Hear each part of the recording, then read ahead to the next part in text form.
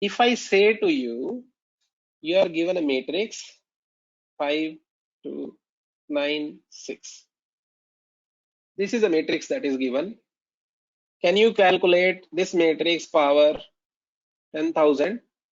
And everywhere the elements you get is do mod of every element. This problem is called matrix exponentiation problem. That means we have to calculate power of matrix, not power of number. This thing that we were talking about was power of one integer. Here it is power of entire matrix. Right? If you have understood this well, this is just a cakewalk. Only thing is we just need to be cautious, patient for next 10 minutes. We'll learn how to solve this problem. Right? So, okay, we have written this. Now, compare this with this example and let's keep going gradually. All these lines, I'm just bringing a copy of them here because we will try to translate our integer approach to this approach. If n is 1 and this is a matrix problem, what should we return? What is any matrix raised to the power 1? Matrix itself, absolutely. So first part done. If matrix power 0 we are calculating, what should we return? Identity matrix, absolutely. So identity matrix is a matrix with diagonal elements as 1. So we can say return identity matrix. And what we will in fact do is we will write a separate function to fill and return an identity matrix. Identity matrix. So this we will give here. In fact, we should give it how many rows, how many columns you want. So we will pass that. We will say mat.size will be calling. Okay, just a moment, I think. Yeah, we should be passing RNC and then we will get this.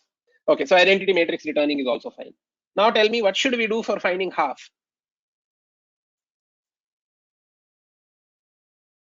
We are given a matrix. We want to find its half power. It's a recursive code. Can I say I'll call the same function again with the matrix and with n by 2? This makes sense, right? It will give us another matrix, vector of int. This is our half answer. So I get rid of this step also. Now the square of half, I can calculate again the same way. SQ of half. This time what I have to do is I will have to write a function, multiply matrices and return their multiplication answer. So this function is again, after first class we did on matrix, I had given this as an exercise on Mentorpick. So people who have solved that, they will find these classes more fruitful and convenient because we have to write the half into half function. This function is something that you should know how to multiply two matrices, which returns a matrix back. Now, last step remaining is if n is odd, you will return multiply matrices of square of half, comma, the matrix you will return is mat itself, and just return square of half. Just see how we have taken analogy of that function and written this.